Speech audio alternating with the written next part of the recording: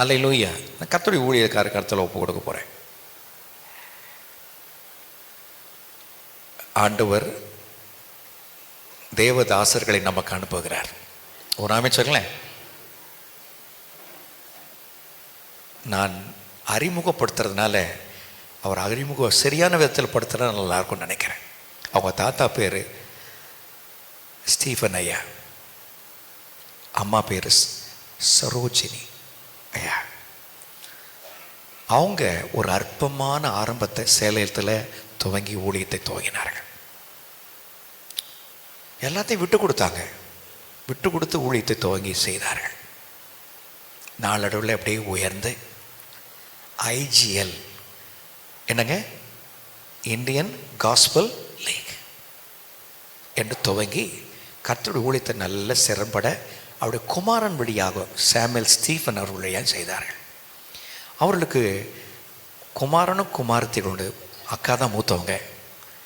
அவங்களுடைய எபினேசர் குடும்பம். அம்மா ஃபுல் நேம், அம்மாவுடைய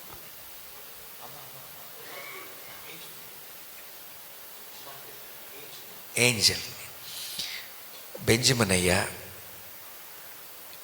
அவர்களை திருமணம் முடித்து கர்த்தருடைய ஊழியத்தை நல்ல சேலத்தில் செய்கிறாங்க. ஒரு அமைச்சர்களே, அவருடைய மகளுடைய பிள்ளை தான் இங்கே வந்து அமர்ந்திருக்கிறார். காஸ்பல் ஃபார் நேஷன்ஸ், தேசங்களுக்கு சுவிசேஷம் என்கிற ஸ்தாபனத்தை ஆண்டவர் இந்த மகனுக்குள்ளாய் போட்டு, கர்த்தருடைய ஊழியக்காரனுக்குள்ளே போட்டு கர்த்தருடைய ஊழியத்தை செய்து வருகிறார். கிட்டத்தட்ட 160க்கு மேலே திருச்சபைகளை கட்டி கொடுத்திருக்கிறார்கள். கரங்களை தட்டி கர்த்தருக்கு நன்றி செலுத்துங்க. சேலத்தில் தான் செஞ்சு வந்துட்டுருக்காங்க. நேற்று என்னை பார்க்கணும் அப்படின்னு சொன்னேன். யார் இவங்க அப்படின்னு கேட்டால், என் தகப்பனாருடைய, அப்படி தான் சொல்லணும் இல்லையா, தகப்பனாருக்கு 2 பசங்க, நான் மூத்தவர், சின்னவர் நார்மனுடைய அவருடைய கல்லூரி நண்பரும் கூட.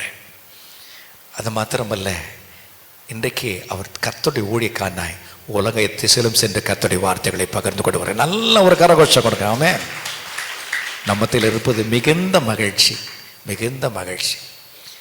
இவர்கிட்ட நான் நிறைய காரியங்கள் கற்றுக்கொள்வேன். என்ன தான் உயர்வில் இருந்தாலும் பணிவை நான் ரொம்ப கற்றுக்கிறேன். Every time I come when we meet, அவரும் என்னை ஒரு தடவை கூப்பிட்டுருக்கிறார். நானும் என் மூத்த குமாரன் அவருடைய ஊழியர் கூடுகையில் போய் கர்த்தருடைய வார்த்தைகளை பகிர்ந்து கொள்ள கிருபை தந்திருக்கிறார். கூப்பிட்டுருக்கும்போது அவர்கிட்ட காணப்படுகிற அன்பு, பாசம், பணிவு நான் பெரிய ஊழியக்காரன் சொல்லுகிறகிட்ட காணப்படுறத நான் பார்த்ததே இல்லை. ஐம் ரியலி, நான் சொன்னேன், பாஸ்டர் ரெஜி, நீங்கள் இருந்து கர்த்தருடைய வார்த்தைகளை பகிர்ந்து கொள்ளணும், இருக்கிறேனே, வரேனே. Right, yes come. மத்தியில் இருப்பது மிகுந்த மகிழ்ச்சி. அல்லேலூயா. அருமையான தேவ ஊழியக்கார பேர் ரெஜினால்ட். அவர்கள் மத்தியில் ரெஜினால்ட் பெஞ்சமின் அவர்கள் மத்தியில் இருப்பது மிகுந்த மகிழ்ச்சி. அவருக்கு நல்ல ஒரு அருமையான ஊழியக்காரியாக மனைவியை கொடுத்துருக்குறாங்க. நல்ல 2 குழந்தைகளை கொடுத்துருக்குறாங்க. கர்த்தருக்கு நன்றி செலுத்துங்க. நல்ல ஆமென், அல்லேலூயா. ஒரு பையன், ஒரு பொண்ணு அவருடைய ஊழியத்தை நல்லா செய்கிறாங்க. அநேகருக்கு ஆதரவு தருகிறார்கள். அதனால் அது அவங்களுக்கு கொடுக்க, அந்த ஊழியத்தில் தான் எத்தனை பேர் சிஸ்டர் பவுலாவை தெரியும்? பவுலா, ஆமாம், அவர்களால் ஆதரிக்கப்பட்ட ஒரு தாய் பவுலா, சிஸ்டர் பவுலா. அவர்கள் தான் எனக்கு பொண்ணு பார்த்தாங்க. ஆகவே இன்றைக்கி மறக்க முடியாது. ஆகவே இவர்களுடைய ஊழியத்தில் பல ஆயிரங்கள், பல கோடிகளில் மக்கள் ஆசீர்வதிக்கப்பட்டவர் இருந்திருக்கிறார்கள். ஆமென். கர்த்தருடைய வார்த்தைகளை நேராக செல்வோம். இந்த நேரத்திலும் கர்த்தருடைய ஊழியக்காரனாக ரெஜினால்ட் பெஞ்சமின் அவர்களை கரம் தட்டி வாழ்த்தி வரவேற்போம். கர்த்தர் நல்லவர், கிருபை என்று.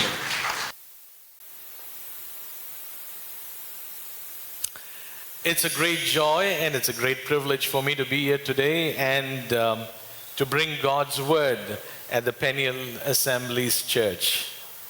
ஆண்டவருக்குள்ளாக இருந்து உங்களுடைய ஒரு மிகுந்த மகிழ்ச்சியோடு கூட, மன நிறைவோடு கூட இந்த நாளிலுமாக கர்த்தருடைய வார்த்தைகளை பெனியல் கிறிஸ்டியன் அசெம்பிளி திருச்சபையில் இருந்து பகிர்ந்து கொள்வதில் மிகுந்த சந்தோஷம் அடைகிறேன். I want to thank Pastor Isaac for giving me an opportunity to be here today and to be a part of your worship this morning. இந்த காலவெளியிலே அருமையான தேவ ஊழியக்காரர் பாஸ்டர் ஐசக் டிமோத்தி கொடுத்த வாய்ப்புக்காக நான் கர்த்தருக்கு நன்றி செலுத்துகிறேன். உங்களோடு கூட சேர்ந்து ஆராதிப்பதற்கு தேவன் கொடுத்த கிருபை என்னை கர்த்தரை It துதிக்கிறேன். floods back a lot of memory even as I stand here today. இந்த நாளிலுமாக உங்கள் மத்தியில் இருக்கும் பொழுது கடந்த காலத்தின் பசுமையான நினைவுகளை நினைவு கூறுவதற்கு தேவன் கொடுத்த கிருபை. In my college days I used to sit right outside the church. நான் என்னுடைய கல்லூரி நாட்களிலே நான் பார்க்கும் பொழுது இங்கே ஆராதனைக்கு வரும் பொழுது நான் இந்த கண்ணாடிக்கு வெளியே இருக்கிற அந்த இதில் உட்காந்து ஸ்லாப்ல உட்காந்து கவனிப்பேன். We were very, very naughty. நாங்கள் ரொம்ப குறும்புகாரர்களாக இருந்தோம். There's never a church that I walked inside. நான் எந்த சபையில உள்ள நுழைஞ்சு போனதே கிடையாது. I was telling Pastor Isaac yesterday. நான் நேற்று பாஸ்டர் ஐசக் கிட்ட சொல்லிட்டு இருந்தேன். For every message I used to sit and comment from outside. நான் வெளியே ஒவ்வொரு தேவ செய்திக்கும் நான் வெளியே உட்கார்ந்து கமெண்ட் அடிச்சிட்டு இருப்பேன். I still remember Pastor D.D. Vincent was singing a song. என் தகப்பனாராகிய பாஸ்டர் வின்சென்ட் D.D. வின்சென்ட் அவர்கள் பாட்டை பாடும்போது the song is கட்டப்பட்ட மனிதரெல்லாம். கட்டப்பட்ட மனிதரெல்லாம். And then in that stanza it comes இமயம் முதல் குமரி வரை. அந்த பாட்டுல ஒரு அடி இருக்கு. இமயம் முதல் குமரி வரை இயேசுவின் ரத்தம் பாயட்டுமே. எங்களுக்கெல்லாம் உட்கார்ந்து பின்னாடி பசி. எனக்கு வீட்டுல வயிற்றெல்லாம் பசி வேற. Then I looked at my friend beside. என் பக்கத்துல உட்கார்ந்த என் கல்லூரி நண்பரை பார்த்து சொன்னேன், look at that man. அந்த மனுஷனை பாரேன். குமரின்னு யாரோ வச்சுக்கிட்டு குமரிக்கிட்டு இருக்காரு. யாரோ குமரி நினைச்சிட்டு அவர் குமரின்னு பாடிட்டு இருக்காரு பாருங்க. A lot of memories in this church. இந்த சபையில் எனக்கு அதிகமான மலரும் நினைவுகள் அதிகமா இருக்கு. Church carries a lot of spiritual legacy. இந்த சபையை பார்க்கும் பொழுது ஆவிக்குரிய அநேக ஜம்பவான்கள் திட்டங்கள் இப்படிப்பட்ட சாதனைகள்லாம் சுமக்கிறது இந்த சபை. And I praise God for Pastor Isaac and sister who are shepherding you so beautifully, helping you to walk and grow in the knowledge of Jesus. எனக்கு ரொம்ப சந்தோஷம். அற்புதமான பாஸ்டர் அவர்களும் சிஸ்டர் அவர்களும் சேர்ந்து உங்களை அற்புதமாய் ஆவிக்குரிய விதத்தில் நடத்துவதை நினைத்து நான் துதிக்கிறேன். And I'm so impressed with both their handsome sons. நான் இரண்டு குமாரர்களையும் பார்த்து நான் திருப்தி அடைகிறேன். The way that they've raised them in the love, in the knowledge and in the fear of Jesus. ஆண்டவருடைய கிருபை. ஆண்டவரே கிறிஸ்துவை அறிகிற அறிவிலும் தேவனை ஞானத்திலும் அவர்களை வளர்த்ததுக்காய் கர்த்தரை நன்றி செலுத்துகிறேன். And my assurance is that we'll be praying for you, Josh and Caleb. We'll be praying for both of you. நான் ரெண்டு பேருக்காக நான் தொடர்ந்து ஜெபம் பண்ணுவேன்ங்கிற உறுதியை நான் கொடுக்கிறேன். ஜாஷுவாக்காகவும் கேலபுக்காக நான் ஜெபிப்பேன். That you take the baton that your dad leaves behind. ஓட்ட பந்தயத்தில் பார்த்தீங்கன்னா பேட்டன் சொல்வார்கள். தொடர் ஓட்டத்தில் 4 பேர் ஓடும் பொழுது அந்த கோலை மாற்றி பிடிச்சிட்டு ஓடுவாங்க. அதே போல உங்கள் பெற்றோர்கள் செய்த ஊழியத்தை நீங்கள் தொடர்ந்து செய்வீர்கள் என்று விசுவாசிக்கிறேன். And my prayer is for his family and for the church family as well. என்னுடைய ஜெபம் என்பது அவளுக்கு மாத்திரமல்ல திருச்சபையாக உங்களுக்கும் கூட. அல்லேலூயா. So once again it's a great joy. Thank you Anand for having me this morning. இந்த காலவெளியிலுமாக ஒரு மிகுந்த மகிழ்ச்சியோடு கூட தேவன் என்னை இங்கே நீங்கள் கொண்டு வந்ததுக்காக கர்த்தரை ஸ்தோத்திரிக்கிறேன். Okay, this morning I'm going to share from God's word from the book of Hebrews. இந்த காலவெளியில கர்த்தருடைய வார்த்தையில் உங்களோடு கூட பகிர்ந்து கொள்ள இருக்கிறேன். எபிரேயருக்கு எழுதின நிருபம். We look into a couple of passages and different verses. நாம் இரண்டு விதமான வசனங்களை வாசித்து நாம் தியானிக்க போகிறோம். Pastor Isaac told me that he was in a series that helps you grow from the word of God in the knowledge of Jesus Christ. எனக்கு என்னோட கூட பாஸ்டர் ஐசக் அவர்கள் நேற்று பகிர்ந்து கொண்டார்கள். கர்த்தரை அறிகிற அறிவிலே நீங்கள் வளர வேண்டும் என்பதை குறித்ததான தொடர் போதனைகளை போதித்து வருவதாக அவர்கள் என்னோடு பகிர்ந்து கொண்டார்கள். And I'm going to share this morning in connection with that the dangers that we face and how can we come out of that so that we can together grow in the knowledge of Jesus. இப்போ கர்த்தரை அறிகிற அறிவிலே நான் தொடர்ந்து அதோடு கூட இணைந்து நான் பேச போறேன். அந்த காரியங்களிலே என்னென்ன ஆபத்துகள் கர்த்தரை அறிகிற அறிவில் நாம் வளர முடியும், என்னென்ன ஆபத்துகள் நேரிடுகிறது என்பதை பார்க்க கர்த்தர் உதவி செய்வார். The writer of Hebrew is writing to us, comparing our lives of today and with the people who lived at that time.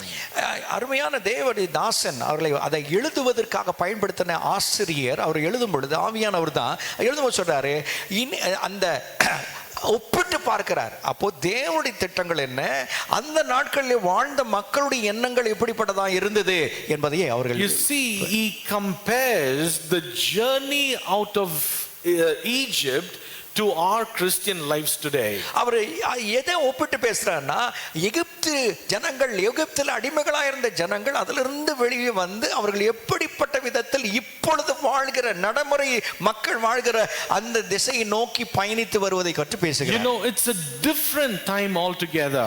இதெல்லாம் பார்க்கும் பொழுது, இரண்டும் பார்க்கும் பொழுது வித்தியாசமான காலகட்டங்கள். But there is something very common that you and I notice from these passages. இந்த வேத வசனங்களிலே பார்க்கும் பொழுது ரொம்ப முக்கியமான பொதுவாக நாம் பார்க்கக்கூடிய சில வசனங்கள் இருக்கிறது. And you'd find he's not writing to the unbelievers, but he's writing to the believers.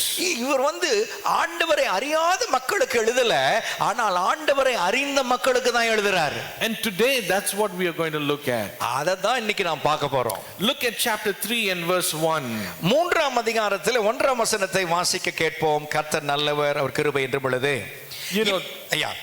Therefore, boldly, holy brothers and sisters who share in the heavenly calling, fix your thoughts on Jesus, whom we acknowledge as our apostle and high priest. இப்படி இருக்க பரம அழைப்புக்கு பங்குள்ளவர்களாகிய பரிசுத்த சகோதரரே, நாம் அறிக்கை பண்ணுகிற அப்போஸ்தலரும் பிரதான ஆசாரியருமாய் இருக்கிற கிறிஸ்து இயேசுவை கவனித்து பாருங்கள். You see, brothers and sisters.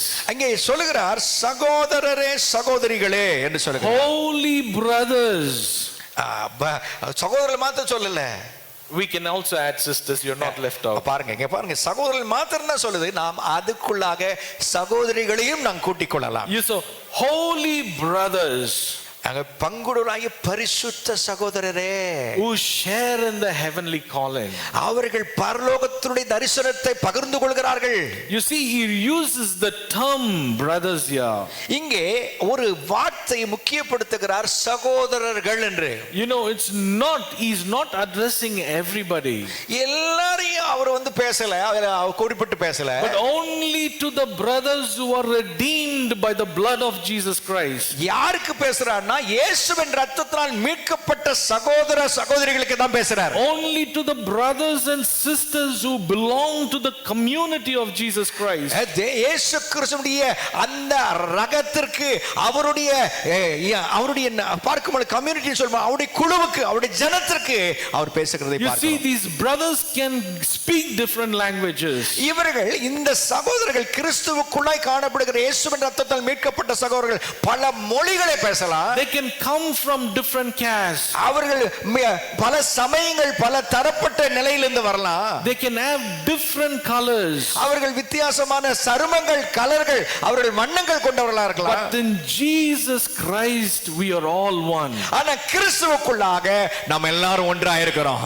And those who come in the name of Jesus are united as brothers and sisters. இயேசு கிறிஸ்துவை சொந்த இரட்சகராய் ஏற்றுக்கொண்ட அவரை நம்பி இருக்கிறவர்கள், அவர்கள் எல்லாரும் எப்படிப்பட்டவர்களாக இருக்கிறோம்? சகோதர சகோதரிகளாய் இருக்கிறோம். And so we who are believers in Jesus Christ, Paul writes to us. Please. We who are believers in Jesus, Paul writes to us. இங்க பாருங்க, நாம் கிறிஸ்துவுக்குள்ளாக இருக்கிறவர்கள், அவரை விசுவாசிக்கிற எல்லாருக்கும் நமக்கு அந்த உரிமைகள் இருக்கிறது. Okay. What is the common thing that you find here? இதுல நீங்கள் பொதுவான காரியத்தை இங்க பார்ப்பது என்ன? The Bible says holy brothers. பரிசுத்த சகோதரர்கள். You know, holy brothers is not that because we talk Tamil. நாம பரிசுத்த தமிழ் மொழியை பேசுவதனால அல்ல. You know, it's not because we come to Peniel Church. நாம் பெனியல் கிறிஸ்டியன் அசெம்பிளிக்கு வருவதனால அல்ல. You know, the mark of a brother and sister is characterized by the holiness of God. பரிசுத்த குண லட்சணங்களின் அடிப்படையில், அந்த குண லட்சணங்களின் அடிப்படையில் தான் ஆண்டவர் என்ன செய்கிறாரு? நீங்க பரிசுத்தர் என்று சொல்லி முத்திரையிடுகிறார். So the writer writes to us so beautifully telling we are a holy people. அவர் என்ன சொல்றாரு? ரொம்ப அழகா ஆவியானவர் என்ன சொல்றாருன்னா, நாம் பரிசுத்த ஜனம். The second common thing you would find here. இங்கே இரண்டாவது பொதுவான காரியத்தை நாம் பார்க்கிறோம். Not only holiness, but we are a people who share in the same destiny. நாம் பரிசுத்த ஜனம் மாத்திரமல்ல, நம்முடைய நோக்கங்கள் எல்லாம் ஒரே நோக்கம், ஒரே எல்லை, ஒரே காரியத்தை தான் அடைய இருக்கிறோம். You know, the same destination. ஒரே ஒரு எல்லையை தான் நாம் நோக்கி பயணிக்கிறோம். எத்தனை பேர் இருக்கீங்க? We are all going to the same place. நாம் ஒரே இடத்துக்கு தான் போக போறோம். And we are going to live there eternally. அங்க நித்திய காலமாய் வசிக்க போறோம். So the writer of Hebrew writes to us as believers this morning. இந்த கால வேளையில இந்த எழுத்தாளர், எபிரேய நிருபத்தின் எழுத்தாளர் விசுவாசிகள் எழுதுறது. And this is what he is telling us. அதுதான் அவர் நமக்கு சொல்றாரு. In the journey of our life there are many dangers. நம் வாழ்க்கையின் பயணத்திலே अनेक ஆபத்துகள் இருக்கலாம். And if you and I are not careful, நீங்களும் நானும் தெளிவோடு இல்லனா, ஜாக்கிரதையா இல்லனா, these dangers will take us away from the commitment to our God. அப்போ தேவனுக்கென்று நாம் கொண்டிருக்கிற அர்ப்பணிப்பிலிருந்து இந்த ஆபத்துகள் என்ன செய்யும்? கவனமா இல்லனா கொண்டு போயிரும் வெளியே. And we will miss out on God's best for our lives and our families. தேவன் நம்முடைய வாழ்க்கைக்கும் நம்முடைய குடும்பத்திற்கும் ஆண்டவர் வைத்திருக்கிற சிறந்ததை நாம் இழக்க நேரிடும். So this morning let me bring that 5 dangers from the book of Hebrews. இந்த எபிரேயர் நிருபத்திலிருந்து இந்த கால வேளையில 5 ஆபத்துகள், கிறிஸ்துவை பின்பற்றுவதனால ஏற்படுகிற ஆபத்துகளிலிருந்து நம்ம எப்படி தப்பி பிழைக்கலாம் என்பதை நான் கொடுக்க விரும்புகிறேன். Firstly, முதலாவது, the danger of neglecting our salvation. தேவன் நமக்கு கொடுத்திருக்கிற ரட்சிப்பை நாம் அது ஒதுக்கி தள்ளுவது, அற்பமா என்பது, அது புறக்கணிப்பது. அதான் முதல்ல. Yeah, you should understand he is writing to the believers. அவர் விசுவாசிகளுக்கு எழுதுறார் என்பதை மறந்துடாதீங்க. Look at chapter 2 இரண்டாம் அதிகாரம் and verse 3. இரண்டாம் அதிகாரத்தில் 3ஆம் வசனத்தை உங்கள் மத்தியிலே வாசிக்கிறேன், கவனிங்கள். முதலாவது, கர்த்தர் மூலமாய் அறிவிக்கப்பட்டது, பின்பு அவரிடத்தில் கேட்டவராலே நமக்கு உறுதியாக்கப்படுகிறது. Chapter 2 verse 3. தமிழ்ல it comes second verse. ஏனெனில் தேவதூதர்கள் மூலமாய் சொல்லப்பட்ட வசனத்துக்கு விரோதமாக எந்த செய்கைக்கும் கீழ்ப்படியாமைக்கும் நீதியான தண்டனையை வரத்தக்கதாக அவருடைய வசனம் உறுதிப்படுத்தப்பட்டிருக்க. Look at 3 na 3. How shall we escape if we ignore? Yes. Right. முதல்ல இருந்து வாசிக்கிறேன். ஆகையால் நாம் கேட்டவைகளை விட்டு விலகாதபடிக்கு அவைகளை மிகுந்த ஜாக்கிரதையாய் கவனிக்க வேண்டும். ஏனெனில் தேவதூதர் மூலமாய் சொல்லப்பட்ட வசனத்திற்கு விரோதமாக எந்த செய்கைக்கும் கீழ்ப்படியாமைக்கும் நீதியான தண்டனை வரத்தக்கதாக அவருடைய வசனம் உறுதிப்படுத்தப்பட்டிருக்க. முதலாவது கர்த்தர் மூலமாய் அறிவிக்கப்பட்டு பின்பு அவரிடத்தில் கேட்டவர்களாலே நமக்கு உறுதியாக்கப்படும். You see, look at the first danger. Correct. 3. Third. Correct. Excellent. Look at the first danger. முதலாவது ஆபத்தை கொஞ்சம் பாருங்க. You know the danger of neglecting your salvation. தேவன் நமக்கு கொடுத்திருக்கிற ரட்சிப்பை நாம் உதாசீனப்படுத்துவது. You know, you and I should carefully watch that we don't lose or neglect the salvation that God has given us.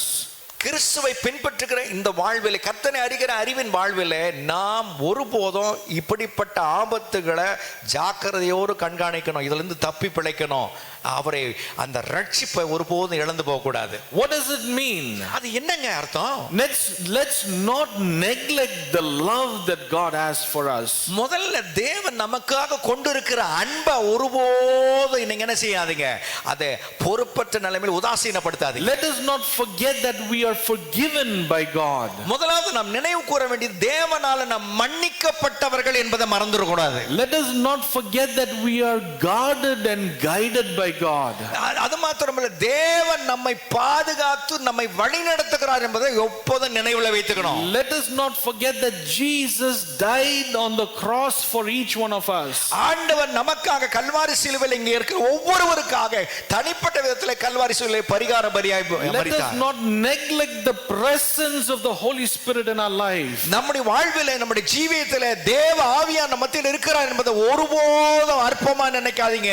Let us not forget that we have free access to the throne of God. நாம் விடுதலையாக்கப்பட்டவர்களாக, நீதிமான்களாக்கப்பட்டவர்கள், எப்பொழுதுமே கிருபாசனத்தில் கிட்டி சேர்வதற்கு தேவன் நமக்கு கொடுத்திருக்கிறார், தைரியத்தை கொடுத்திருக்கிறார், தகுதியை கொடுத்திருக்கிறார். மறந்து போக கூடாது. Let us not forget that we have a treasure in God's promise for our lives. அது மாத்திரமல்ல, தேவன் நமக்கு கொடுத்திருக்கிற அந்த பெரிய பொக்கிஷசாலி ஆகிய வாக்குத்தத்தங்களை நமக்கு கொடுத்திருக்கிறார் என்பது மறந்து You போகாதீங்க. see, when you and I live in this world, there will be many temptations that come on our way.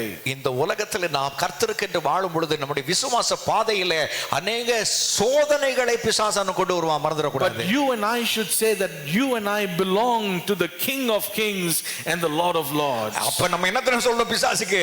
நாங்க எங்களுக்குரியவர்கள் அல்ல, நாங்கள் தேவனுடைய ராஜாதி ராஜா கர்த்தாதி கர்த்தாவுக்குரியவர்கள் என்று சொல்லணும். You know, his eyes are always upon me. அவருடைய கண்கள் எப்பொழுதுமே என் மேல இருக்கு. I will not do that. நான் அந்த பாவத்தை செய்ய மாட்டேன். You know, remember the life of Joseph? யோசேப்புடைய வாழ்க்கையை சற்று You know, திரும்பி when பார்ப்போம். Potiphar's wife was tempting him. பாருங்க, போர்த்தைப்பார் என்கிறவன் அவன் விலை கொடுத்து வாங்க வேலையில் இருக்கும் பொழுது அவளை சோதித்தான். அவள் வந்து அவனை சோதித்தான். You know, he was 17 years old. அவனுக்கு 17 வயசு தான், வாலிபன். You know, he was all alone. அவன் தனிமையா இருந்தான். It's easy, it could have been easy for him to fall into the temptation. அந்த சோதனையிலே அவன் விழுந்து போவதற்கு சுலபமா விழுந்து போயிருக்கலாம். Nobody was watching Joseph. யாரும் யோசேப்பை கவனிக்கவே இல்லை. Here is a young boy who was losing the love of his father. பிதாவாகிய தன்னுடைய ஒரு வாலிப பையனுக்கு அவன் பெற வேண்டிய தகப்பனுடைய அன்பை இழந்து போய் நிற்கிறான். He was hated by his brothers. அவன் சொந்த சகோதரரால் வெறுக்கப்பட்டான். He could have easily fallen into the temptation that he was facing. அவன் சந்தித்த அந்த சோதனையில அவன் சுலபமா விழுந்திருக்கலாம். What did Joseph stand there and say? அங்க நின்று யோசேப்பு என்ன சொன்னா தெரியுமா? How can I do this against my God? தேவனுடைய பார்வையிலே நான் இப்படிப்பட்ட பொல்லாப்பான காரியத்தை எப்படி நான் செய்வேன்? You know, my dear church, this morning, அன்பான சபையே, let us be careful that we don't neglect or lose our salvation. தேவன் நமக்கு கொடுத்திருக்கிற இந்த ரட்சிப்பை ஒருபோதும் உதாசீனப்படுத்தாமல் இழந்து போகாமல் இருக்க ஜாக்கிரதையா இருப்போம். That's the first danger. அதுதான் முதல் ஆபத்து. Second danger, இரண்டாவது ஆபத்து கிறிஸ்துவை பின்பற்ற காரியத்தில் வளர்கிற காரியத்தில் இரண்டாவது ஆபத்து the danger of an unbelieving heart. இரண்டாவது ஆபத்து என்ன? விசுவாசிக்காத நிலையில் இருக்கிற ஒரு உள்ளம். You know, unbelieving heart, not believing. பாத்தீங்கன்னா விசுவாசிக்கிறதே கிடையாது, ஆண்டவருடைய காரியத்தை விசுவாசிக்கிறதே இல்ல. Look at chapter 3 and verse 12. 3ஆம் அதிகாரத்தில் எங்க பார்க்கும் பொழுது 12ஆம் வசனத்தை உங்களுக்காக வாசிக்கட்டும், கவனிங்கள். சகோதரரே, ஜீவனுள்ள தேவனை விட்டு விலகுவதற்கு ஏதுவான அவிசுவாசம் உள்ள பொல்லாத இருதயம் உங்களில் ஒருவனுக்குள்ளும் இராதபடிக்கு நீங்கள் எச்சரிக்கையாயிருங்கள். The danger of having an unbelieving heart. அங்கே பார்க்கும் பொழுது அவிசுவாசம் உள்ள பொல்லாத இருதயம் என்கிற ஆபத்து. Yes, we read the Bible every day. நாம் ஒவ்வொரு நாளும் வேத சத்தியங்களை வாசிக்கிறோம். Yes, we pray every day. ஒவ்வொரு நாளும் ஆவியிலே நிறைந்த கர்த்தருடைய வார்த்தைகளை ஜெபிக்கிறோம். Yes, we come and listen to the word of God week after week. ஒவ்வொரு வாரமும் நம் கிடைக்கிற சந்தர்ப்பங்களில் நாம் வந்து தேவனுடைய வார்த்தைகளை வாரம் கர்த்தருடைய வார்த்தைகளை கேட்கிறோம். Yes, we memorize the verse. கர்த்தருடைய வசனங்களை நாம் என்ன செய்யறோம்? மனப்பாடம் பண்றோம். But when it comes to believing in the Lord at some hard point, then we don't. ஒரு கடினமான காரியத்திலே ஆண்டவரை விசுவாசிப்பது என்று சொன்னால் சற்று பலவீனமாய் காணப்படுகிறோம். You know, many times the Lord has to remind and rebuke us as believers for having an unbelieving heart. இப்படிப்பட்ட நம்முடைய உள்ளத்திலே கொண்டிருக்கிற அவநம்பிக்கையை பார்த்து ஆண்டவர் நம்மை கடிந்து கொள்கிறார் பல நேரங்களிலே. Look at what the Bible says. ஆனால் பரிசுத்த வேதம் என்ன சொல்லுகிறது பாருங்கள். You see, Mary and Martha send a message to Jesus saying the brother is sick. பாருங்கள், மார்த்தா சொல்கிறார்கள், மரியாள் சொல்கிறார்கள், தன்னுடைய சகோதரர் சுகவீனமாய் இருக்கிறான். And the Bible says that Jesus delayed on purpose. ஒரு நோக்கத்தின் நிமித்தத்திலே இந்த செய்தியை, துக்க செய்தியை கேட்ட பிறகு ஆண்டவர் என்ன செய்யல? பிரத்யேகமாகவே அவர் வரவே இல்லை. You see, the Bible says the one whom you love is sick. ரொம்ப அழகா, நீங்கள் நேசித்த எங்கள் சகோதரனாகிய லாசரு அவன் நோய்வாய்ப்பட்டு இருக்கிறான் என்று சொல்லி அனுப்பினார்கள். It does not say the one who loves you, but it says the one whom you love so much is sick. ரொம்ப அழகா சொல்றாங்க, நீங்க நேசிச்சீங்கல்ல அவர் வந்து சுகவீனமா இருக்கிறாங்க என்று knowing fully well Jesus delayed on purpose. இதெல்லாம் இந்த சூழ்நிலையெல்லாம் தெரிஞ்சுக்கிட்டு இயேசு சுவாமி கால தாமதம் படுத்தி தான் வந்தார். You know, why do you think that Jesus would have delayed? ஏன் ஆண்டவராக இயேசு கிறிஸ்து லாசரு நோய்வாய்ப்பட்டிருக்கான செய்தி கேட்டு ஏன் அவர் தாமதிச்சாரு? Yes, for the glory of God. தேவ நாம மகிமை கேட்டு. But you know what? உங்களுக்கு தெரியுமா? Nobody knew the story, how the story of Lazarus would end. இது யாருக்கு வரைக்கும் தெரியாது நோய்வாய்ப்பட்டிருக்கவன் எப்படிப்பட்ட விதத்தில் அவர் வாழ்க்கை முடியும் நிறைய பேருக்கு தெரியாம இருந்தது. You know, the disciples didn't know how the story was going to end. எப்படி லாசருடைய நிலை அவருடைய ஜீவியம் முடிய போகுதுன்னு யாருக்குமே அவர் சீஷர்களுக்கு தெரியாது. Only Jesus knew how that story was going to end. இந்த லாசருடைய வாழ்க்கை எப்படி முடிய போகிறது என்பதை இயேசு கிறிஸ்துவுக்கு தாமே அறிந்திருந்தார். My dear church, I want to tell you this morning. என்னை கேட்கிற அண்மையா அற்புதமான தேவ Jesus knows how your story is going to end.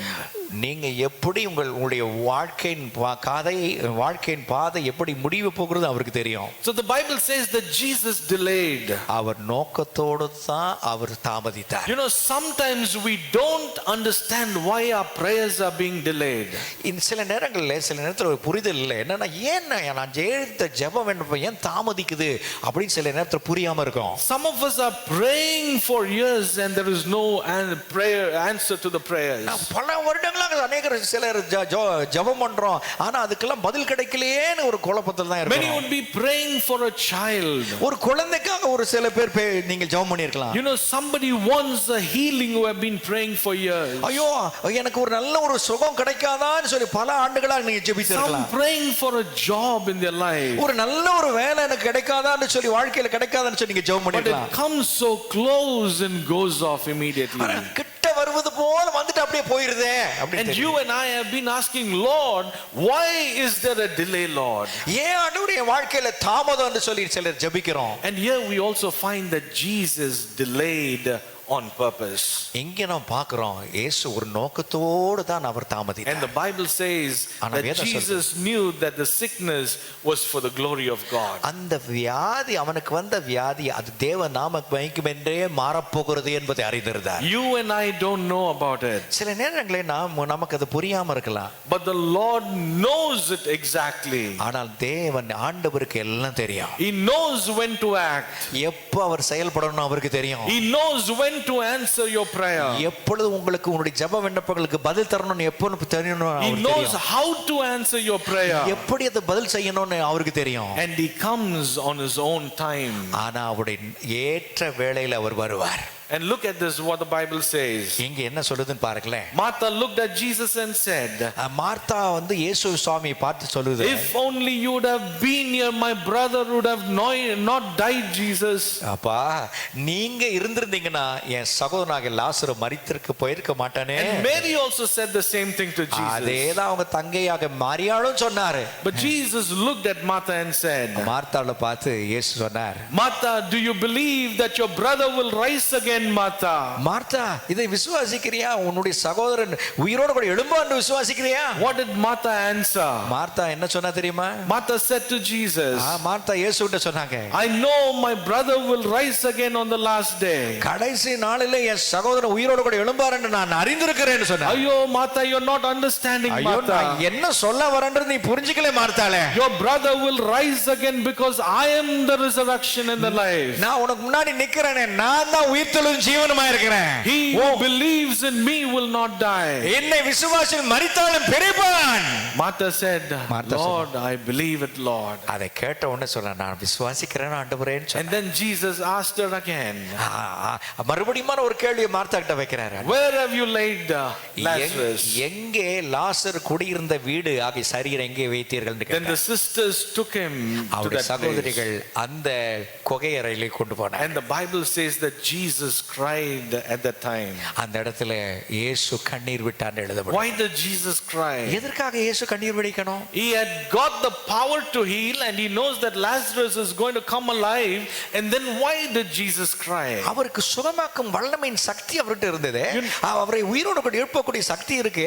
ஏன் அழுவணும் அவரு? You know, Jesus could identify with the pain of his sisters. இங்கே நான் என்ன பார்க்கறோம், இயேசு ஏன் கண்ணீர் விட்டார்னா அவருடைய லாசருடைய உடன் பிறந்த சகோதரருடைய கஷ்டம், அந்த இழப்பின் மத்தியில் காணப்படுகிற வலியை உணர்ந்து கண்ணீர் வடித்தார். Jesus can experience the pain that you and I go through. நீங்கள் கடந்து செல்கிற பாதையில காணப்படுகிற வலி இயேசுவுக்கு தெரியும். You know, some of us sitting here are saying, Lord, I'm waiting for something and I'm crying every day. ஆண்டவரே, நான் ஒரு காரியத்துக்காக காத்திருக்கிற ஆண்டவரே, ஒவ்வொரு நாளும் கண்ணீர் விடுகிற ஆண்டவரே என்று சொல்லி நீங்க ஜெபம் பண்ணுவீங்க. And you may say, my Lord is not looking at my tears. என்னுடைய கண்ணீரை தேவன் பார்க்கலையே அப்படி சொல்லி நான் Every night I'm crying. ஒவ்வொரு நாள் இரவு நான் கண்ணீர் வடிக்கிறேன். But he is not answering my prayer. என்னுடைய ஜெபங்களுக்கு அவர் பதில் செய்யவில்லை. No, my God answers your prayer. ஆண்டவர் உங்களுடைய ஜெபத்திற்கு அவர் பதில் தருகிறார். He sees your teardrops. உங்களுடைய கண்ணீர்களை நீங்கள் சிந்துகிற கண்ணீரை அவர் அறிவார். He listens to your heart cry. உங்களுடைய உள்ளத்தினுடைய கண்ணீர் குமுறலை அவர் அறிவார். But don't expect him to answer the way you want him to answer. நீங்க தேவன் எப்படி உங்களுடைய விருப்பத்தின் அடிப்படையில் பதில் செய்யணும் விரும்புறீங்க பாருங்க, அதன்படி அவர் செய்வது கொஞ்சம். But he will answer. ஆனால் நிச்சயமாக பதில் செய்வார். Why? Because the Bible says, ஏன் சொன்னா பைபிள் சொல்லுது, பரிசுத்த வேதம் சொல்லுது, call unto me in the days of trouble and I will answer you. ஆபத்து காலத்தில் என்னை நோக்கி கூப்பிடு, அப்பொழுது நான் உனக்கு பதில் மறுஉத்தரவு அருளி செய்வேன்னு சொல்கிறார். Martha, move the stone, Martha. Martha அப்பா சொல்றாரு, கல் அகற்றுமா அப்படின்னு சொன்னார். And Martha, look at what Martha is telling. Martha மறுபடியும் என்ன சொல்றா பாருங்களேன். You know, Lord, it's been 4 days, Lord. அடக்கம் பண்ணி 4 நாள் ஆயிடுச்சப்பா. Lord, it will stink if you go to that place, Lord. அந்த சரீரம் நாருமே அப்படின்னு சொல்ற. Martha, don't you believe, Martha? ஏன்னா மார்த்தாளே, நீ விசுவாசிக்க மாட்டியான்னு கேக்குறேன். Martha, did I not tell you, Martha? இப்பதானே நான் சொன்னேன், நான் உயிர் தெழுந்தும் ஜீவனுமா இருக்கேன். What is Jesus telling her?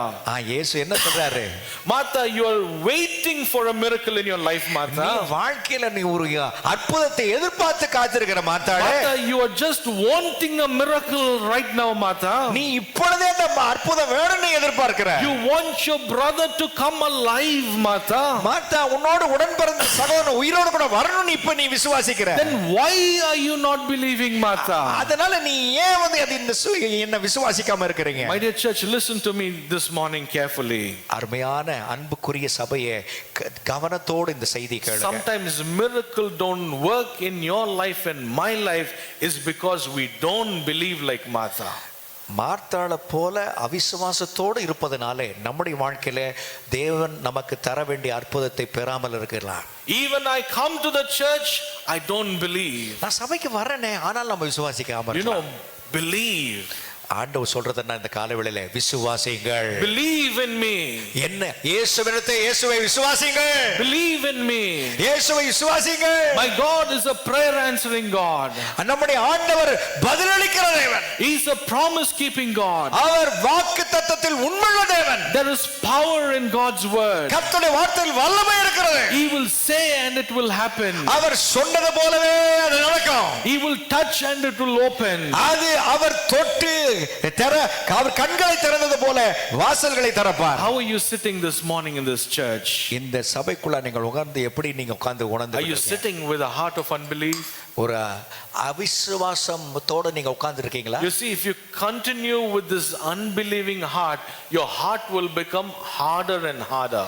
நீங்க இப்படியே தொடர்ந்து கர்த்தரை அறிகிறவர் அறிவிலே வளர்ந்து கொண்டிருக்கிற நீங்கள் அவிசுவாசத்தோடு அமர்ந்து இருப்பீங்கன்னா உங்கள் உள்ளம் போக போக கடினமாய் போய், and it will turn you away from your commitments to the living God. தேவனுக்கென்று நீங்கள் கொண்டிருக்கிற ஊழியங்கள் காரியங்கள் இருந்து உங்களை அப்படியே வழி தப்பி போக செய்கிறோம். Let me tell you a story. நான் ஒரு சின்ன கதையை நான் சொல்ல. There was a boy who was very weak in maths. ஒரு கணித பாடத்திலே ரொம்ப பலவீனமான ஒரு பையன் இருந்தான். So the teacher called him to the front and asked him a question. அந்த கணித ஆசிரியர் அவரை முன்னாடி கூப்பிட்டு ஒரு கேள்வி அந்த மாணவன்கிட்ட கேட்டார். She said, you know, I give you 10 rupees. நான் உனக்கு 10 ரூபாய் கொடுக்கறேன்ப்பா. Your father gives you 10 rupees. உன் தகப்பனார் ஒரு 10 ரூபாய் கொடுக்கறாருப்பா. How much is it? இன்னும் உன்கிட்ட எவ்வளவு இருக்கும்ப்பா? The boy thought for a moment கொஞ்ச நேரம் அந்த தம்பி என்ன பண்ணா, கொஞ்சம் சிந்திச்சான். and he said, "Teacher, 10 rupees, teacher." 10 ரூபா தான் இருக்கும் டீச்சர் அப்படின்னு சொன்னா. The teacher said, "Listen carefully. மறுபடியும் சொல்றேன், கவனமா கேளு. I give you 10 rupees. நான் 10 ரூபா கொடுக்குறேன். Your father gives you 10 rupees. உங்க தகப்பனாரும் 10 ரூபா கொடுக்குறாரு. How much is it?" இப்போ எவ்வளவு இருக்கும் உங்ககிட்ட? The boy again thought for a moment அவன் இன்னும் கொஞ்ச நேரம் சிந்திச்சிட்டு, and he said, "Teacher, 10 rupees, teacher." அவன் கொஞ்ச நேரம் யோசிச்சுட்டு, ஆசிரியரே 10 ரூபா தான் அப்படின்னாரு. The teacher got very angry. அந்த வகுப்பாசிரியர் மிகுந்த கோபம் வந்துச்சு. Hey, now listen to me carefully. மறுபடியும் சொல்றேன், இன்னும் கவனமா கேளு. I give you 10 rupees. நான் உனக்கு 10 ரூபா கொடுத்துட்டேன். Your father gives you 10 உங்க rupees. அப்பாவும் ஒரு 10 ரூபா கொடுக்குறாரு. How much is it? இப்போ உங்ககிட்ட எவ்வளவு இருக்கும்? Teacher, 10 rupees, teacher. இன்னும் 10 ரூபா தான் இருக்குன்னு சொல்றான். The teacher gave him a nice slap.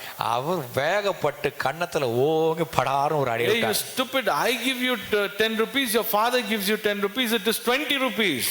நான் ஒரு 10 ரூபா கொடுத்தேன், அப்பா ஒரு 10 ரூபா கொடுத்தாரு, ஆக மொத்தம் 20 ரூபாய்ல உங்ககிட்ட இருக்கணும். ஏன்டா முட்டாள்தனமா ஞானம் எல்லாம் பேசுறேன் The அப்படின்னா. boy looked at the teacher and said, டீச்சரை பார்த்து அந்த பையன் சொன்னா, "Ayo, teacher, you don't know about my father. எங்க தகப்பனார் பத்தி உங்களுக்கு தெரியாதுப்பா. My father won't give 10 rupees. எங்க அப்பா 10 ரூபா கொடுக்க மாட்டாரு. But my heavenly father says, ஆனா என் தகப்பனார், பரலோக தகப்பனார் சொல்றாரு, ask and it shall be given. கேளுங்கள் உங்களுக்கு கொடுக்கப்படும். Knock and it shall be open. தட்டுங்கள் உங்களுக்கு திறக்கப்படும். Seek and you shall நீ find. தேடு கண்டடைவாய்னு சொல்ல. He will answer your prayer. அவர் நிச்சயமாகவே உங்களுடைய ஜெபத்துக்கு பதில் தருவார். But when will he answer? எப்ப அவர் பதில் கொடுப்பார்? According to his time he will answer. அவருடைய நேரத்தின்படியே செய்வார். How will he answer? எப்படி அவர் பதில் கொடுப்பார்? According to his will he will answer. அவருடைய சித்தத்தின்படி தான் பதில் தருவார். What will he answer? எதை பதிலா கொடுப்பாரு? According to what is best for you. எது உங்களுக்கு சிறந்ததோ அதை செய்வார். You know, you may be asking for an orange. நீங்க ஒரு ஆரஞ்சு பழத்துக்காக நீங்க கேட்கலாம். But the Lord will give you an apple. அவர் உங்களுக்கு ஆப்பிள் தான் சிறந்ததுன்னு ஆப்பிள கொடுப்பார். You know, believe that my God will answer my prayer. ஆண்டவர் உங்கள் தனிப்பட்ட ஜெபங்களுக்கு பதில் செய்வார் என்று சொல்லி அவர் விசுவாசிங்கள். So the first danger, முதல் ஆபத்து, you know, neglecting your salvation as believers. ஆண்டவர் நமக்கு கொடுத்திருக்கிற ரட்சிப்பை, விசுவாசிகள் என்கிற அடிப்படையில் ரட்சிப்பை நாம் புறம்பே தள்ளக்கூடாது. The second danger, இரண்டாவது ஆபத்து, is having an heart of unbelief. பார்க்கும் பொழுது அவிசுவாசம் கொண்ட இருதயம் கொண்டிருப்பது தான் ஆபத்து. Third danger, மூன்றாவது ஆபத்து, is not repenting from backsliding. நாம் பின்னடைவிலிருந்து மனம் மாறி முன் வருவதில்லை. You know, we just backslide totally. இங்க பாருங்க, ஆண்டவரை பின்பற்றி வளர்கிற வாழ்க்கையில பின்னிட்டு போறோம், அது பின்தங்கி போறோம், பின்மாற்றம் அடைகிறோம். You know, look at chapter 6 and verses 4 to 6. எபிரேயர் நிருபம் 6ஆம் அதிகாரத்துல 4ஆம் வசனத்திலிருந்து 6ஆம் வசனம் வரைக்கும் வாசிக்கிறேன், கவனிங்கள். ஏனெனில் ஒரு தரம் பிரகாசிக்கப்பட்டும் பரம ஈவை ருசி பார்த்தும் பரிசுத்த ஆவியை பெற்றும் தேவனுடைய நல் வார்த்தையும் இனிவரும் உலகத்தின் பலன்களையும் ருசி பார்த்தும் மறுதலித்து போனவர்கள் தேவனுடைய குமாரனை தாங்களே மறுபடியும் சிலுவையில் அறைந்து அவமானப்படுத்துகிறபடியால் மனம் திரும்புவதற்கு ஏதுவாய் அவர்களை மறுபடியும் புதுப்பிக்கிறது கூடாத காரியம். You see, the third danger is not repenting from backsliding. பின்மாற்றத்திலிருந்து மனம் திரும்பி வருகிறது இல்ல. You know, when he says, you know, all of us sin at some point. நாம இன்னொரு இடத்துல ஏதோ ஒரு இடத்துல சூழ்நிலையை நாம் பாவம் செஞ்சிருக்கோம். But we need to repent and come back to him. ஆனா நாம் அவரிடத்துல மனம் திரும்பி அறிக்கை செய்து தேவனிடத்தில் மறுபடியும் வரணும். It's like people who have had a commitment to Lord Jesus have now drifted away from that. இங்க பாருங்க, ஆண்டவரை பின்பற்றுவதற்கு கிறிஸ்துவை அறிகிற அறிவில் வளர முடியாத அர்ப்பணித்தவர்கள் அதை விட்டு விலகி போகிறார்கள். And now they are refusing to come back to the Lord. ஆனா ஆண்டவரை விட்டு மறுபடியும் வர்றதுக்கு அவர்களுக்கு பிடித்தமில்லாத ஒரு நிலையில் இருக்கிறார்கள். And they are not ready to repent of the sin that they are indulged in. அவர்கள் கொண்டிருக்கிற பாவத்திலிருந்து மனம் திரும்பணும், அறிக்கை செய்யணும், ஆண்டவர்ட்ட வரணும் என்கிற விருப்பம் இல்ல. If you and I backslide, then we become one of God's castaways. பாருங்க, தேவன் புறக்கணித்த ஒருவளா மாறிடுவோம் எப்பனா நாம் மனம் திரும்பாமல் ஆண்டவர்கிட்ட அறிக்கை செய்யாமல் இருக்கும் பொழுது. We will never become effective in our Christian life. கிறிஸ்து வாழ்க்கையில கர்த்தருக்கென்று பிரயோஜனமாய் பாத்திரமாய் இருப்பதற்கு கூடாத காரியமாய் போயிடும் எப்ப ஆண்டவர் விட்டு தூரமா போகும். You know, is there somebody who is sitting here, backslided completely? இங்க உட்கார்ந்துருக்க ஒரு மத்தியில நான் சரீரம் உட்கார்ந்துருக்கு, நான் ஆண்டவரை விட்டு பின்மாற்றத்துல இருக்கிறேன் அப்படின்னு யாரா இருப்பீங்களா? You have deliberately tasted the love of God. நீங்க ஆண்டவருடைய அன்பை நல்லா ருசிச்சு பார்த்திருக்கீங்க, மறந்துடாதீங்க. You know how God is so gracious to you. ஆண்டவர் உங்களிடத்துல எவ்வளவு கிருபையா இருந்தாருன்னு உங்களுக்கு தெரியும். At once you have surrendered your life to Jesus. நீங்க ஆண்டவர்கிட்ட முழு மனதோட உங்களை அர்ப்பணித்த பிறகு you have grown very well at one time in the love of Jesus Christ. ஆண்டவருடைய அன்புல, கிறிஸ்துவின் அன்புல நீங்க நல்லா வளர்ந்திருந்தீங்க ஒரு டைம்ல. But slowly the things of the world has pulled you away. ஆனா அந்த உலகத்தினுடைய கவர்ச்சிகள் அப்படியே உங்களை வெளியே கொண்டு போகுது. And now you have become like one of the prodigal sons. இளைய குமாரனை போல சிலர் காணப்படுகிறார்கள். And now you are sitting very very far away from the Lord. ஆண்டவரிடம் தூரமா உட்கார்ந்திருக்கீங்க. And you are refusing to repent and come back to him. ஆண்டவர்ட்ட அவர் மன்னிக்கிற திரளான மன்னிப்பு அவர்கிட்ட இருக்குன்னு சொல்லிட்டு அப்படி அறிக்கை செய்து அவர்கிட்ட மறுபடியும் வரணும்ங்கிற எண்ணம் இல்லாமல் இருக்கீங்க. My dear church, there is a danger.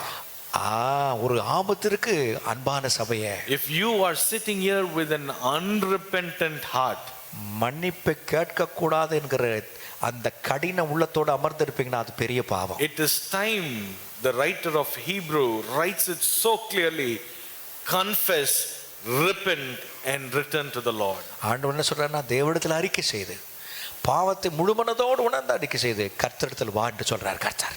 Let me tell you a story. ஒரு சின்ன குட்டி கதை சொல்றேன். There was a man who drinks all the time. ஒரு மனிதன் தான் எப்பவுமே மதுபானத்தை குடித்து கொண்டே இருப்பான். And because of him there is a fight and a problem everywhere he goes. அவன் எங்கெங்க போறானா, அவன் குடி பழக்கத்துல இருந்தால போகிற இடமெல்லாம் பிரச்சனைகள் இருந்துகிட்டே இருக்குமா. Family problem, குடும்ப பிரச்சனை, children problem, பிள்ளைகள் பிரச்சனை, job problem, வேலை பிரச்சனை, and problem in the community and the colony. அவன் இருந்த அந்த சமுதாயத்திலயும் அவன் எங்க வேலை செஞ்சா அங்கேயும் பிரச்சனை. One day he drank so much. ஒரு நாள் பார்த்தா நல்ல மதுபானத்தை பருகிட்டான். And then when he went home, வீட்டுக்கு போகும்பொழுது he saw a grade of empty alcohol bottles in his home. வீட்டுல பாத்தீங்கன்னா தீர்ந்து போன மதுபான பாட்டில்கள் அங்க இருக்கிறத பார்த்தா. He looked at that and got very angry. அத பார்த்தோட இன்னும் கோவம் வந்துருச்சு அவனுக்கு. He went there, took one bottle and broke. ஒரு பாட்டில, காலியான பாட்டில் எடுத்து மதுபான பாட்டில் உடைத்தான். He said, you are the cause for my family problem. ஏய், நீதான்டா இந்த மதுபான பாட்டில, நீதான் இந்த குடும்ப பிரச்சனைக்கு காரணம் நீதான் அப்படி. Then he took another second empty bottle and broke again. இன்னொரு கண்ணாடி பாட்டில், அந்த மதுபான பாட்டில் எடுத்து, காலியான பாட்டில் எடுத்து உடைச்சாரு. He said, you are the cause for the problem between my children. எனக்கு என் பிள்ளைகளுக்கு மத்தியில காணப்படுகிற பிரச்சனைகள் நீதான் காரணம் ஓட்டு உடைச்சாரு. He took another third bottle, empty bottle and broke again. இன்னொரு கண்ணாடி பாட்டில், அந்த மதுபான காலி பாட்டில் எடுத்து இன்னொரு உடைச்சாரு. He said, because of you there is no peace in my family. பாத்தியா, உன்னாலதான் என் குடும்பத்துல சமாதானமே இல்ல அப்படி சொன்னார். Then he took another fourth bottle and broke the bottle. நாலாவது கண்ணாடி பாட்டில் எடுத்து உடைச்சாரு. Because of you my children are fighting. பாத்தியா, உன்னாலதான் என் குடும்பத்துல இருக்கிற எல்லா பிள்ளைங்களும் சண்டை போடுறாங்க. Then he took the fifth bottle. அவன் அஞ்சாவது பாட்டில் எடுத்தான். He broke it again and said, because of you there is a problem in my office. அத ரெண்டாவது, ஏப்பா உன்னாலதான் என்னுடைய அலுவலகத்துல வேலை ஸ்தலத்துல பிரச்சனை இருக்குன்னு. Took all the empty bottles and he was breaking. எல்லா காலி பாட்டிலுக்கு மதுபான பாட்டில எடுத்து உடைச்சாரு. Then he took a ninth bottle. ஒன்பதாவது பாட்டில் எடுத்தாரு. Suddenly the bottle was full. அந்த பாட்டில்ல முழுவதுமா மதுபானம் இருந்துச்சு. He looked at the bottle. அத அப்படியே பார்த்தாரு. The bottle was full with the seal on it. அந்த சீல் உடைக்காம, அந்த முத்திரை உடைக்காம இருந்துச்சு. Then all his angriness went away suddenly. அவனுடைய எல்லா கோபமும் அப்படியே போயிருச்சு. As for now you are not a problem. நீ இப்ப வரைக்கும் இந்த நேரத்துக்கு நீ எனக்கு ஒரு பிரச்சனை கிடையாது. After I drink I'll tell you. நான் குடிச்ச பிறகு, உன்னை அருந்தின பிறகு நான் சொல்றேன் அப்படி. I'll come to you later. அதுக்கு அப்புறம் உன்கிட்ட வரேன் அப்படி. You know, many times as Christians we blame it on others like this. என்னைக்குமே நாம் மற்றவர்களை பழி சுமத்துகிறோம். Don't put the problem on anybody else. மற்றவங்க மேல உங்களுடைய நீங்கள் செய்த தவிர மற்ற மேல சுமத்தாதீங்க. Reggie, you are the problem. நாம் தான் அதுக்கு காரணம் என்பதை You ஏற்றுக்கொள்ள. know the word of God and you sing. நீங்க வசனத்தை அறிந்தே துணிகரமா பாவம் செய்யும் பொழுது You memorize the verse so beautifully. கர்த்தருடைய வசனங்களை அப்படியே மனனம் பண்றீங்க. You know that your Lord is a holy God. நம்முடைய ஆண்டவர் பரிசுத்த தேவன் என்பது உங்களுக்கு நல்லா தெரியும். You know that your God is a consuming fire. அவர் பட்சிக்கிற அக்கினி என்கிறது அநேகர் பேருக்கு தெரியும் நம்முடைய ஆண்டவர். But you have deliberately backslided from him. நீங்க துணிகரமாகவே ஆண்டவர் விட்டு பின்தங்கி போயிட்டீங்களே. You know there is a danger of you not repenting and staying in that same place. பாருங்க, நீங்க அந்த இடத்திலே நின்று ஆண்டவரிடத்துல மனம் பொருந்தி அவரிடத்துல கெட்டி சேர்வதிலிருந்து இருந்து வரலன்னா ஆபத்தான இடத்துல இருக்கீங்க. The writer of Hebrew talks to us, to the church, to the believers, to have a repentant heart and come back to the first love of God. ஆம், தேவன் மேல இருக்கிற முதன்மையான அன்புக்கு நேரா நீங்க வரணும்னு சொல்லிட்டு அவன் இந்த எபிரேய நிருபத்தின் எழுத்தாளர் எழுதும் பொழுது சொல்றாரு, நீ ஆண்டவர்கிட்ட சீர்பொருந்தி மனம் திரும்பி அறிக்கை செய்து ஆண்டவரிடத்தில் திரும்பி வான்னு சொல்றாரு. Let me come quickly to fourth danger. நான்காவது ஆபத்தை குறித்து நான் பார்க்க போறோம். The fourth danger is the danger of deliberately sinning. பாருங்க, துணிகரமாய் செய்கிற பாவம் என்கிற ஆபத்து. You know, look at the Hebrews chapter 10 and verse 26. 10ஆம் அதிகாரம் எபிரேயர்கள் நிருபம் 10ஆம் அதிகாரம் 26ஆம் வசனத்தை வாசிப்போம், கவனிங்க. சத்தியத்தை அறியும் அறிவை அடைந்த பின்பு நாம் மனப்பூர்வமாய் பாவம் செய்கிறவர்களாய் இருந்தால் பாவங்களின் நிமித்தம் செலுத்தத்தக்க வேறொரு பலி இனி இராமல் நியாய தீர்ப்பு வரும் என்று பயத்தோடு எதிர்பார்க்குதலும் விரோதிகளை பட்சிக்கும் கோபாக்கினையுமே இருக்கும் என்று சொல்கிறார். You know how many of us deliberately sin? எத்தனை பேர் அப்படியே if I tell you to raise your hands, you will not raise your hands. உங்களை பார்த்து அப்படிப்பட்டவங்க யாரா அந்த கைகளை உயர்த்தன்னு சொன்னா யாருமே உயர்த்த மாட்டோம். You know, but we know for sure we deliberately sin knowing it is wrong. தவறுன்னு தெரிஞ்சோம் துணிகரமா பாவத்தை செய்றோம். You know, the Bible says if we keep on sinning deliberately, there remains no sacrifice for sin. ஏன்பா, நம்முடைய பாவங்களுக்காக இயேசு முன்னாடியே மரிச்சிட்டாரே, நீங்க தொடர்ந்து தொடர்ந்து பாவத்தை செஞ்சுட்டு இருந்தீங்கன்னா பலிக்கு இடம் இல்லையே, வேற பலி இல்லையே அப்படின்றார். You know, Judas, you know Judas, it is wrong. எடுத்துக்காட்டாக யூதாஸ் பார்க்கும், யூதாஸ் காரியோத்து அவன் நல்ல ஆண்டவர் அவன் செய்யறது தப்புன்னு அவனுக்கு தெரியும். You know, but from the very time he was looking out for an opportunity to sin, அவன் பாவம் செய்வதற்கான சந்தர்ப்பத்தை எதிர்பார்த்துக்கிட்டே இருந்தான். the Lord gave him many opportunities. அநேக தருணங்களை மனம் திரும்புவதற்கு தருணங்களை இயேசு கொடுத்தார். But Judas deliberately went ahead and did it. ஆனா அதை தாண்டி சென்று அவன் துணிகரமாய் பாவம் செய்தான். My dear church, this morning you know yourself and I know myself. அன்பான தேவ சபையே, உங்களுக்கு உங்களை தெரியும், எனக்கு என்ன பத்தி தெரியும். Is there a deliberate sin in your life and my ஒரு life? வாழ்க்கையில துணிகரமா பாவங்கள் இருக்கா? Is there a sin that even the family members don't know? குடும்பத்தில் இருக்கிற மக்கள் யாருக்குமே தெரியாத நிலையில காணப்படுகிற ரகசிய பாவம். Is there a deliberate sin that I am living, even my spouse and children they don't understand? திருமணமானவர்களை பார்த்து சொல்றேன், என் மனைவிக்கு தெரியாத, என் பிள்ளைகளுக்கு தெரியாத ரகசிய பாவத்துல நான் ஈடுபட்டு இருக்கேன் அப்படின்னு நீங்க சொல்கிறது உண்டா? But I want to tell you that the Lord knows exactly. நீங்க என்ன செய்றீங்களோ அவருக்கு மறைவானது ஒன்றுமில்லை, கர்த்தருக்கு எல்லாம் தெரியும். There is nothing hidden in the eyes of God. கர்த்தருடைய பார்வையில எதுவும் மறைவானது ஒன்றுமே இல்ல. You know, you may think, you know, I am deliberately sinning and I am escaping all the consequence.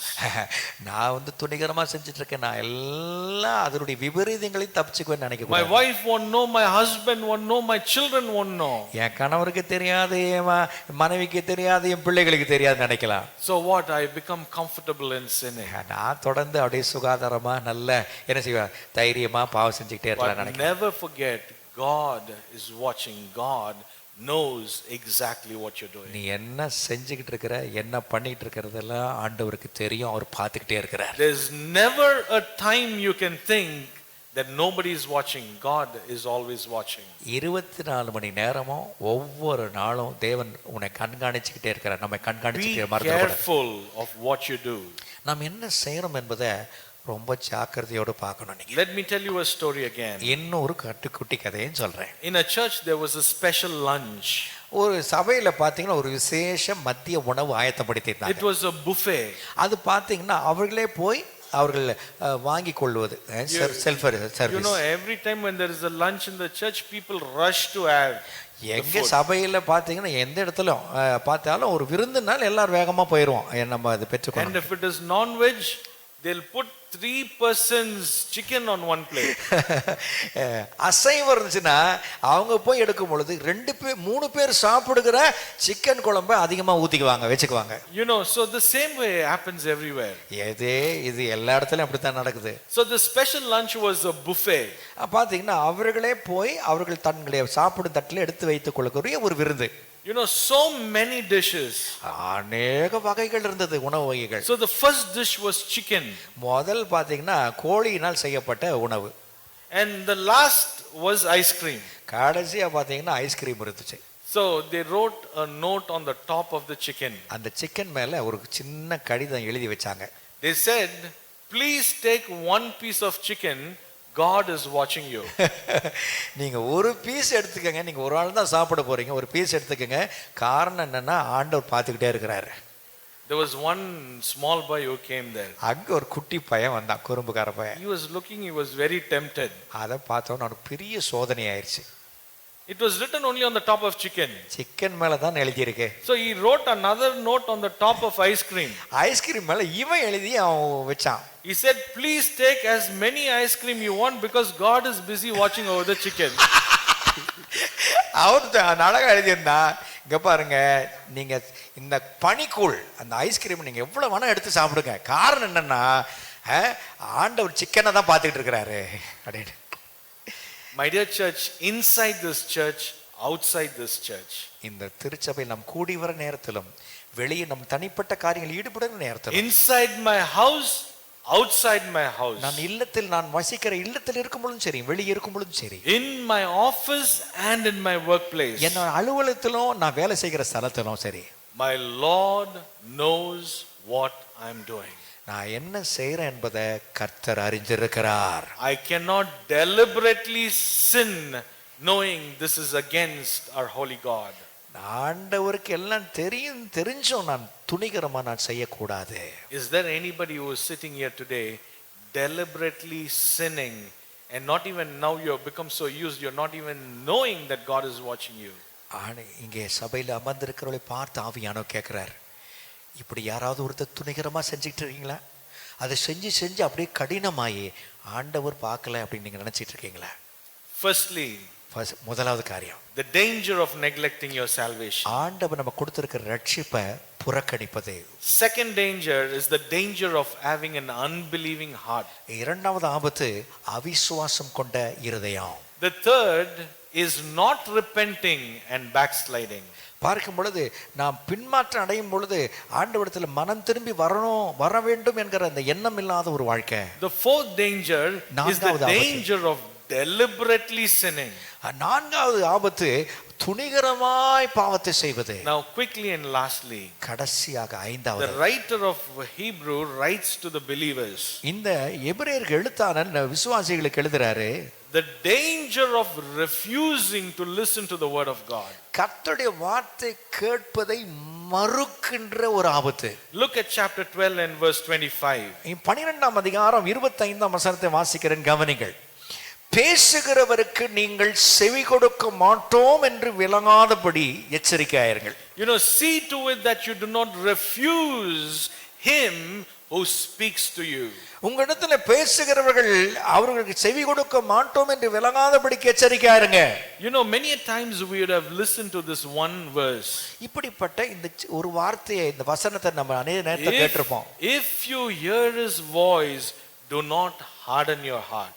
உங்களுடைய கர்த்தருடைய வார்த்தையை நீங்க கேட்டீங்கன்னா உங்களுடைய இருதயத்தை கடினப்படுத்தாதீங்க அப்படிங்கிற ஒரு வசனத்தை நீங்க எப்பவுமே கேட்டிருப்பீங்க. You know, I know that you are a child of God. நீங்க தேவனுடைய பிள்ளை, தேவனுடைய குமாரன் குமாரத்திகள் என்பது எனக்கு I தெரியும். know all of us who are seated here read the Bible and pray every day. நம்ம தேவனுடைய பிள்ளைகளாக நீங்களும் நானும் ஒவ்வொரு நாளும் வேத வசனத்தை வாசித்து ஜெபிக்கிறோம் என்பது எனக்கு I know தெரியும். all of us who are seated here come on a Sunday to worship the Lord here. கர்த்தருடைய நாளாகிய இந்த நாளிலே வாரத்தின் முதல் நாள் நீ கர்த்தரை ஆராதிக்க இங்க தான் வருவோம் என்று நம்ம அறிந்திருக்கோம். And we know that the Lord speak to us. தேவன் எங்களோடு கூட நம்ம அந்த வேளையில் நம்மோடு பேசுறான்னு நமக்கு தெரியும். But we are called just not to listen but to obey to his word. நம்ம கேட்பது மாத்திரமல்ல அதன்படி செய்கிறவா இருக்கத்தக்கதா கீழ்ப்படியத்தக்கதா கர்த்தர் நம்மை அழைத்திருக்கிறார். Even this morning if God is speaking to you, don't build a wall, just listen to a still small voice. இங்கே ஆராதனைக்குள்ளே வந்துட்டீங்க அமர்ந்திருந்து உங்களுக்கும் தேவனுடைய வார்த்தைக்கு நடுவாக ஒரு கட்டடத்தை சுவரை எழுப்பி கேட்காம உட்கார்ந்திருக்காதீங்க, கர்த்தருடைய வசனத்தை கேளுங்க என்று சொல்கிறேன். Because he ministers knowing specifically who you are and what your needs are. அவருக்கு ரொம்ப நல்லா தெரியும் உங்களுக்கு என்ன தேவை, எது எந்த நேரத்தில் தேவை என்பது அவருக்கு தெரியும். உங்கள் ஆவிக்குரிய தேவைகள் என்ன என்பதை அறிவார். If you don't listen to the voice of God, that's a big danger. நீங்கள் கர்த்தருடைய வார்த்தைகளுக்கு செவி கொடுக்கலனா அது ஒரு பெரிய ஆபத்து என்பதை மறந்துடாதீங்க. Let me tell you a story and quickly close. இங்க ஒரு சின்ன குட்டி கதையை சொல்லி நம் பந்திக்கு நேரம். The man went to the doctor. ஒரு மருத்துவர் இடத்துல ஒரு மனுஷன் போனான். And he said, "Doctor, my wife is deaf." எங்க டாக்டர் மருத்துவரே, டாக்டர் அவர்களே என் மனைவிக்கு காது கேட்காது அப்படின்னா. And the doctor asked him a question, "How long have you been married?" எவ்வளவு காலமா நீங்க திருமணமா இருக்கீங்க? He said, "Doc, I'm married for 18 years, doctor." நான் என் மனைவியோட கூட திருமணமாகி 18 வருஷம் இருக்கிறோம் doctor. Then the doctor asks another question. இன்னொரு கேள்வி அந்த மருத்துவர் அந்த கணவரை பார்த்து கேட்டார். How many years is she not able to hear? எத்தனை வருஷமா அவர்கள் உங்களுடைய வார்த்தை கேட்க முடியாம இருக்கு அப்படி கேட்டார். And he said 1 year, doctor. ஒரு வருஷம் தான் கேட்காம இருக்காங்க. Then the doctor asked, "From what distance is she not able to hear you?" எந்த தொலைவிலே அவர்கள் உங்களை கேட்க முடியல? Ayo, doctor, she doesn't hear, doctor. I don't know, she's deaf. I don't know from what distance. Then the doctor said, "Go find out and come tomorrow." எப்பா எந்த இடத்துல எவ்வளவு தூரத்துல இருந்து அவங்களுக்கு செவியில காது விழுமா போய் அப்படின்னு கேட்டும் பொழுது அவர் சொன்னாராம், எனக்கு தெரியல டாக்டர், முதல்ல என்ன செய்ய ஆராய்ச்சி பண்ணி எவ்வளவு தொலைவில் நின்றா கேட்குது, எவ்வளவு தொலைவு தாண்டினா கேட்க மாட்டேன்னு பார்த்துட்டு வா. Then the next day this man decided to check the distance. இத கண்டுபிடிக்கணும்னு சொல்லி ஆராய்ச்சி பண்ண இறங்கிட்டார். Then let's say the wife is cooking here at this place. பாத்தீங்கன்னா அங்க நிக்குது பாருங்க, இந்த ஆம்பிளிஃபையர்லாம் இருக்கு பாருங்க, அந்த இடத்துல. So he's checking from the door, from the main door. அங்க இருந்து கிளம்பினாரு. Amma, what's there for breakfast this morning? அம்மா இந்த காலை சுற்றுண்டி என்ன வச்சிருக்க அப்படின்னு கேட்டுட்டே வந்தார். அந்த அம்மா காதுல விழல. Then he comes a little closer. இன்னும் கொஞ்சம் கிட்ட வராரு. Amma, what's there for breakfast? மனைவி பார்த்து சொல்ல, அம்மா இந்த காலை உணவு என்ன வச்சிருக்க இப்படி காமிச்சாங்க. Then he comes here. கிட்ட வந்துட்டாரு. Amma, what's there for breakfast? காலை உணவு என்னம்மா வச்சிருக்கிற அப்படி கேட்டாரு. காதுல விழுங்க அப்படின்னா. Then he goes behind his wife, puts his hand around the shoulders. அப்ப போய் மனைவியோட தோள்பட்டையில கை வச்சு, Amma, what's there for breakfast this morning? காலை உணவு என்னம்மா வச்சிருக்கேன்னு கேட்டார். And this lady turned around to him. அவருக்கு திரும்பி கணவர்கிட்ட திரும்பி, "You stupid.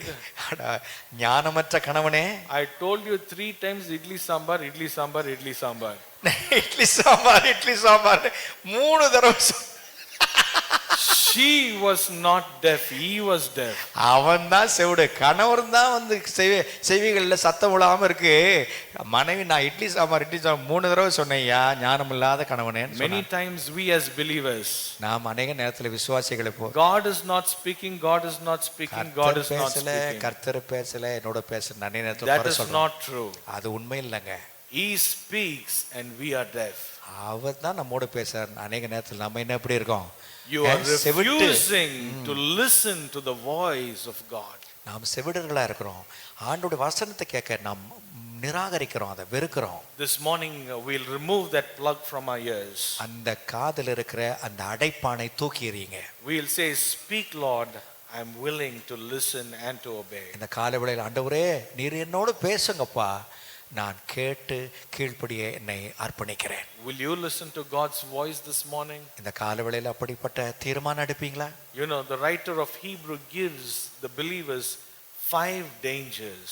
இந்த எழுத்தாளர் ஆவியான உதவியோடு 5 விதமான ஆபத்துகளை குறித்து, கிறிஸ்துவ அறிகிற அறிவில் வளர்வதற்குரிய காரியங்கள் காணப்படுகிற ஆபத்துகளை குறித்து அவர் குறிப்பிடுகிறதை பார்த்தோம். You know, when we are careful to avoid these dangers is when we grow in the knowledge of Jesus Christ. இந்த 5 விதமான ஆபத்துகளை நாம் ஜாக்கிரதையோடு கண்காணிச்சு அதை நம்ம தவிர்த்துக்கிட்டோம்னா ஆண்டவர் அறிகிற அறிவிலே நாம் வளர்ந்து செல்லலாம். God bless us all. கர்த்தர் உங்களை ஆசீர்வதிப்பாராக. அல்லேலூயா. கரங்களை தட்டி கர்த்தருக்கு நன்றி செலுத்துங்க. தேங்க்யூ ரவர். கண்களை மூடி இருக்கும் பொழுது ஆண்டவர் அறிகிற அறிவில் நான் வளர்வதற்கு இதெல்லாம் தடை இருக்குயா. நான் அவர்கிட்ட எதுவுமே பேசலை. எனக்கு ஆவியானவர்னு சொன்னார்னா நான் இப்போ கூப்பிட்டுக்கிட்டே இருப்பேன், வாங்க வாங்க நீங்கள் ட்ரிச்சிக்கு வந்தால் வாங்க. நேற்று வந்ததுனால ஒரு பிரதியமான நோக்கத்துக்காக வந்ததுனால நீங்கள் இருக்கணும்னு நான் சொல்லிட்டேன். கேட்டுக்கிட்டேன், அன்போடு கேட்டுட்டு தான் இருந்தாங்க. அவர் வழியே தேவ ஆவி என்னோட பேசினார். எல்லாம் கண்களை மூடி இருக்கும்போது இங்கிட்ட எங்கிட்ட பார்க்க வேண்டாம். ஆண்டவரை அறிகிற அறிவில் வளருவதற்கு இப்படிப்பட்ட 5 விதமான தடைகளில் ஆபத்துகள் ஏதோ ஒன்று என்கிட்ட இருக்கியா, இதிலிருந்து ஆண்டவர் என்னை விலைக்கு காக்க மாட்டாரா?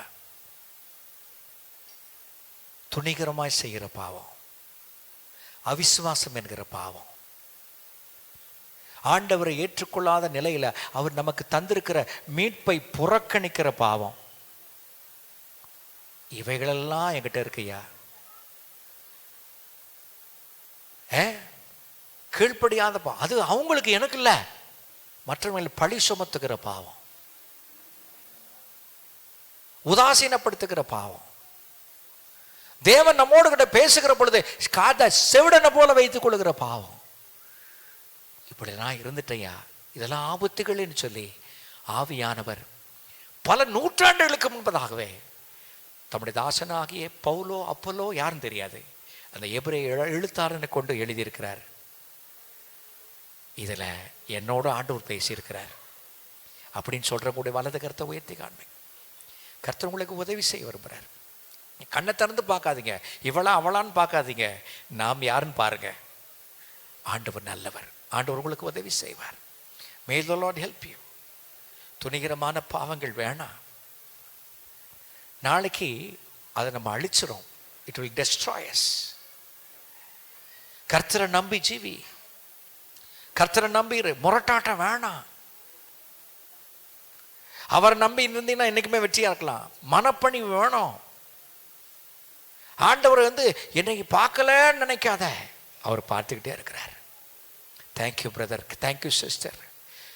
வாலிப சகோதரனே சகோதரியே, ஆண்டவர் உங்களுக்கு உதவி செய்வார். ஜெபிப்போமா? நல்ல தகப்பனே, இந்த வேளைக்காக நாங்கள் நன்றி செலுத்துகிறோம். நீர் எங்களோடு கூட பேச நம்முடைய திவ்ய வார்த்தைக்காக நன்றி.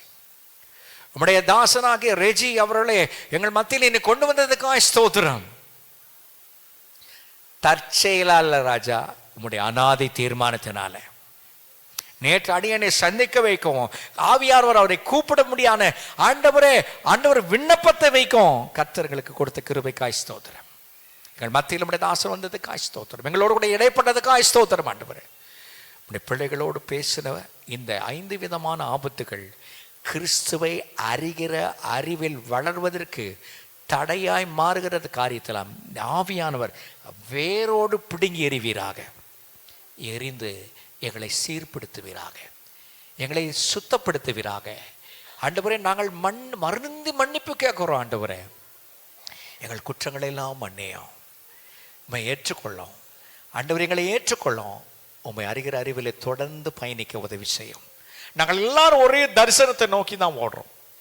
உம்மை நோக்கி தான் ஒரு நாள் நாங்கள் நிற்க போகிறோம். ஆண்டவரே, ஆகவே இந்த உலக பாதையில் எங்களுக்கு கொடுக்கப்பட்ட இந்த கிருபை நாட்களிலே உம்மையே சார்ந்து ஓட கிருபை தருவீராக. நாங்கள் ஜெபத்தில் கேட்டுக்கொண்ட அனைத்தையும் உடைய பிள்ளைகளாக நாங்கள் பெற்றுக்கொண்டோம். இந்த விசுவாசத்தை இயேசுவின் நாமத்தில் ஜெபிக்கிறோம். ஜெபங்களை நல்ல பிதாவே. சபையாராவேன்னு சொல்லுவோமா?